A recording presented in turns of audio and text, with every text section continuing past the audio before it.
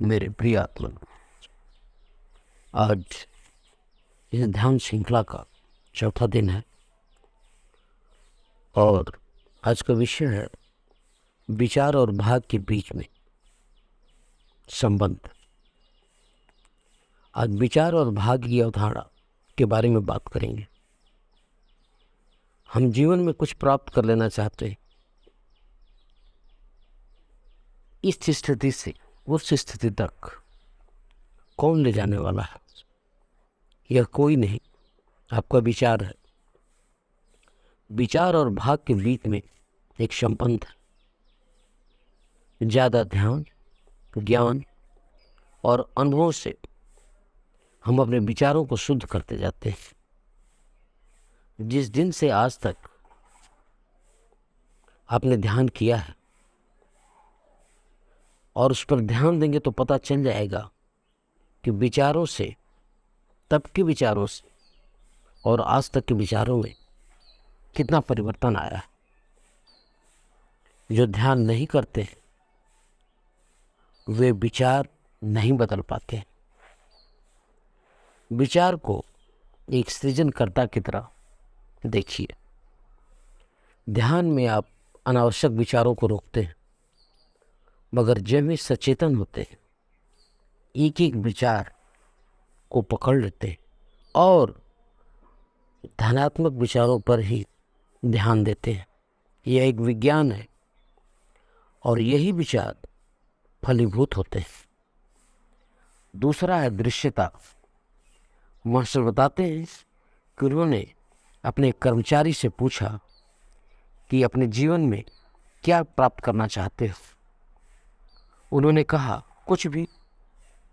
फिर पूछा गया क्या यह संभव है, तो उसने कहा नहीं, केवल इच्छा मात्र से यह नहीं हो सकेगा। इसको महसूस करना पड़ेगा, गहराई से विश्वास करना पड़ेगा, अन्यथा विचार एक विचार रह जाता है। इसमें शक्ति चाहिए, मस्तिष्क और भावनाओं की शक्ति। आपकी अनुभूति और विश्वास उस विचार को महसूस करना चाहिए। Mind to matters. दिमाग से भौतिक वास्तविकता में कैसे लाएंगे? विचारों को ज़्यादा से ज़्यादा शक्ति दीजिए। हर विचार हर लक्ष्य को याद रखता है। यह छोटा हो सकता है या बड़ा हो सकता है। जो ध्यान करते हैं वे अपने विचारों को शुद्ध करते हैं, अनावश्यक विचारों को हटा देते हैं।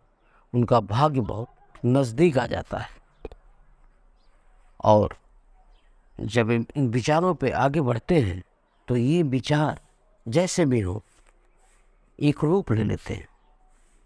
जो विचार आप करते हैं वह एक रूप लेता है।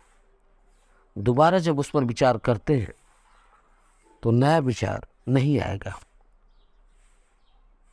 वह विचार एक नया रूप ले लेता है तथा बार बार उसे सोचने पर वह काफ़ी ऊर्जावान हो जाता है।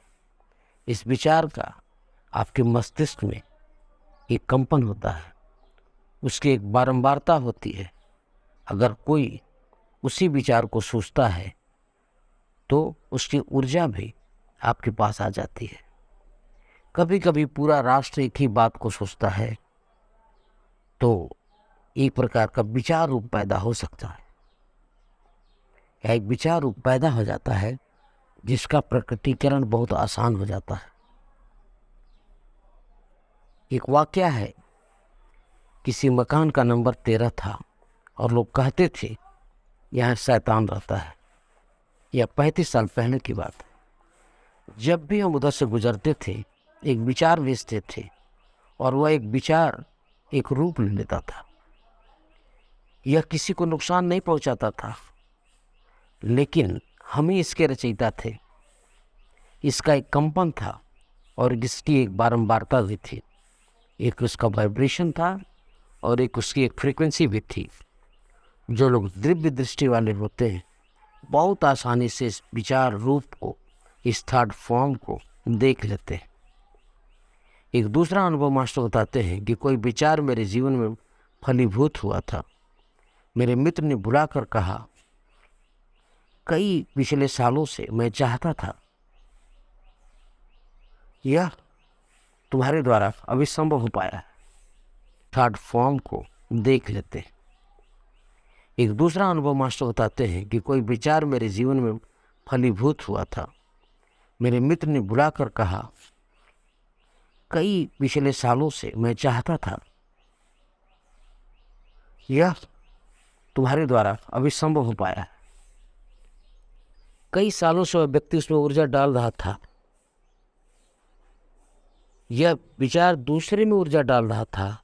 कभी कभी आप विचार करके उसे भूल जाते हैं। यह भी कहीं जाता है और जो इस पे कार्य करता है वह जाकर उसमें सम्मिलित हो जाता है। जब हम इस विज्ञान को समझते हैं तो इसका प्रकटीकरण एक केक की तरह से हो जाता है। हम दो प्रकार से विचारों की रचना करते हैं, एक सचेतन मन से और एक अचेतन मन से। सचेतन मन में देखेंगे तो पहली बात आती है इरादों की शक्ति। आपके इरादों में कितनी शक्ति है। दूसरा बिंदु आता है विचलते हुए बदलते हुए विचार।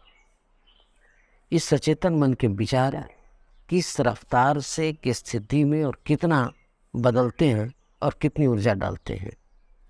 तीसरा शब्दों से प्रकट करना।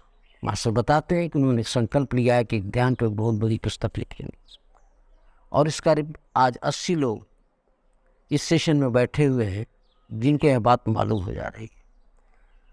अब सबके विचार में यह बात आ गई कि मास्टर अयप्पा एक पुस्तक लिख रहे हैं।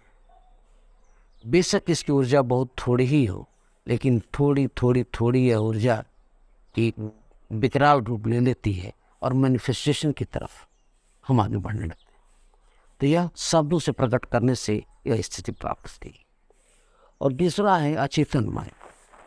अचेतन मन में पहला है सब कॉन्शियस प्रोग्रामिंग। बचपन में ही कुछ चीज़ें हमारे दिमाग में प्रोग्राम कर दी जाती हैं, डाल दी जाती हैं और जिनको बदलना बड़ा मुश्किल हो जाता है। दूसरा है खुद के विनाशकारी विचार। अगर विचार आपके डिस्ट्रक्टिव है, विनाशकारी है, ऐसे ही ऊर्जा उसमें पड़ती जाती है। और तीसरी है दमित भावनाएं, रिप्रेस्ड इमोशंस। हम धनवान बनना चाहते हैं मगर ये भावनाएं इतनी दबी हुई है, इसमें हम जो है कोई ऊर्जा डाल ही नहीं पाते। तो अनावश्यक रूप से ये जो दमित भावनाएं हैं प्रकटीकरण होने में, धन को प्राप्त करने में बहुत ही बाध्यकारी साबित होती है। तो मित्रों, यही विचार और भाग के बीच का संबंध है। इसको बहुत बारीकी से देखना है और इस पर कार्य करना है। आज के सत्र का यही विचार है। धन्यवाद।